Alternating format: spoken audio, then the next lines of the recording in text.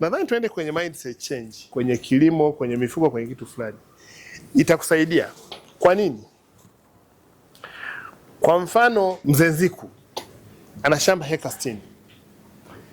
Heka 60 ya shamba lake lina miaka kama 5. Katika shamba la heka 60 amevuna parachichi tani 250. Tani 250 aliuza kwenye price ile ya mwezi wa 9 kati ya shilingi 2,500 mpaka 3,500. Ukikalculate the numbers per kg ni kama milioni 560, 600 plus. Sasa nikamuuliza yule Mzee Nziku, hivi benki ukiwaambia kwamba hili shamba lina thamani ya milioni 600, naomba benki unipe mkopo wa milioni 100, anaweza kujua kwamba hili shamba ni collateral inayojitosheleza? Atakwambia ongeza nyumba. Sasa kwa hiyo huyu mtu ana heka 60, lakini value ya mavuno yake kwenye heka 60 ni 600 million per season. Nipe knowledge ya loan officer wa benki kujua kwamba huyu anapoomba mkopo wa milioni 100 kwenye shamba la parachichi la heka 60 ni dhamana inayojitosheleza ya kumwambia mtu wa benki kuu kwenye policy kwamba hatuhitaji dhamana ya ziada kwenye mkopo wa milioni 100 kwa huyu mtu. Sasa mtu wa benki kuu atajuaje? Atajua nyinyi mnafanya mikutano kama hii, mnamkaribisha manager, mkurugenzi wa benki kuu wa kanda, anakuja, wewe tukavisit. Anaenda na visit shamba la mkulima mwenye heka 50 za parachichi, anayevuna tani 200. Na unaziona tani 200 na anakuambia mimi season hii nimeuza tani 200, nimepata shilingi milioni 350. Lakini nilipoenda benki kuomba mkopo wa milioni 80, benki inaniambia leta hati ya nyumba. Sasa yale mambo utayafahamu kwa nini kuvisit kwa macho. Inakuwaje wewe unakuwa na shamba heka 20 la miti mipai, ila ukienda benki waambia benki nilikuwa naomba mkopo wa milioni 15, ila mimi na hati ya shamba langu. Sasa mtu wa benki kama ametokea Morogoro kwenye mashamba pori, anaamini kwamba kila shamba ni shamba pori, mpaka connect mipai heka 15 kwamba this is money, ni ngumu. Lakini I'm sure kaka Faramagwa na Tony hapa na ninyi mkivisit, mnapoenda Mwanza kwenye vile vikao vikubwa, mnapoanza kuzungumza kuhusu model za ukopeshaji vis-a-vis dhamana, nadhani ninyi watu ambao mmetoka kwenye zono za aina hii mtakuwa na mtazamo tofauti. Ni jana nilikuwa na watu wa Vodacom.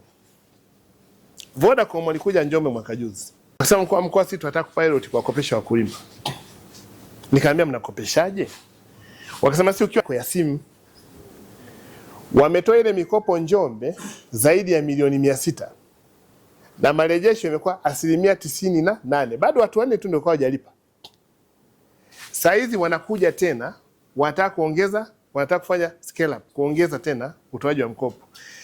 Sasa kama mimi na simu yangu mkononi, maki nahamisha hii simu kutoka kwenye kiganja kupeleka shambani, napata mbolea, napata mbegu, wanataka kuongeza na package ya mbegu, maki walikuwa wanatoa mbolea na madawa, wanataka kuongeza na package ya mbegu.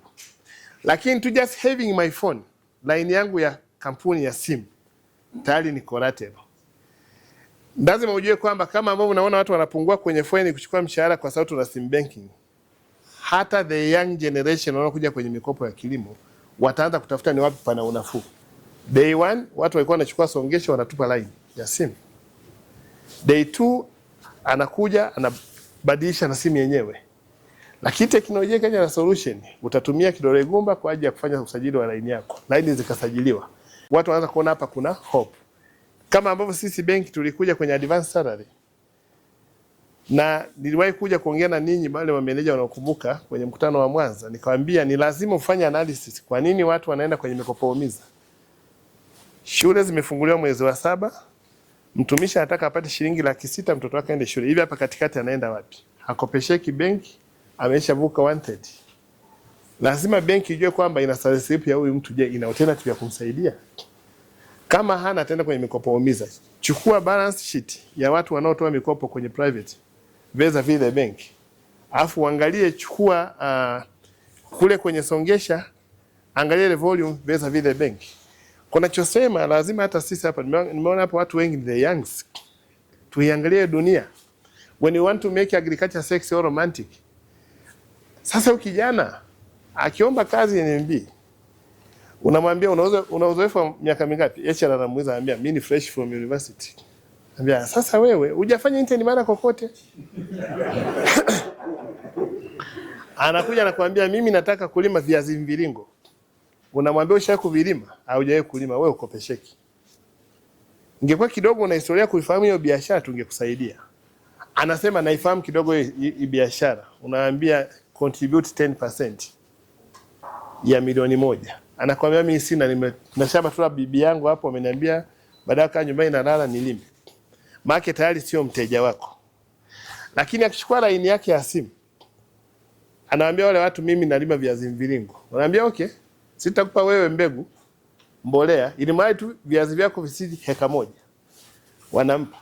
Kesa tu. Lakini sisi concept tunaamini mvua ina maji ya baraka, mazao yatastawi vizuri. Nani kakwambia? Kwa hata sisi kwenye mtazamo wa benki, mimi nikiangalia vision yenu, inclusivity, discipline, kila kitu ambacho anakiongea CEO na ninyi wenyewe mlivyo energetic, tusome kinachotokea kwenye uchumi wa dunia kwenye hii young generation. Nilikuwa siku moja namwambia Tony, watu wana bodaboda zao. You remember that case? Wamejichanga, wameshanunua pikipiki 3. Sasa wanataka wachukue pikipiki 10. Wamemfuata manager. Manager amewapa comfort kila kitu. Lakini kwa nini walikosa mkopo? Kwa sababu afisa mikopo kwa nia nzuri, mimi nasema nzuri, ameuliza ofisi yenu iko wapi?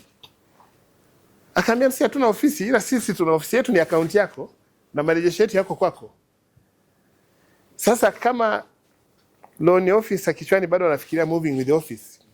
Kule Kenya KCB na shutdown matawi anataka watu wahamie kwenye mtandao. Huku loan officer anataka muoshe jengo. Ofisi ni simu. Mimi kama simu yangu tu hapa nafanya transaction ya M-Pesa, Tigo Pesa na ni Fahari Huduma. Kwani Fahari Huduma ni jengo? Sasa ule mtazamo lazima tuanze kuangalia dunia haiko huko.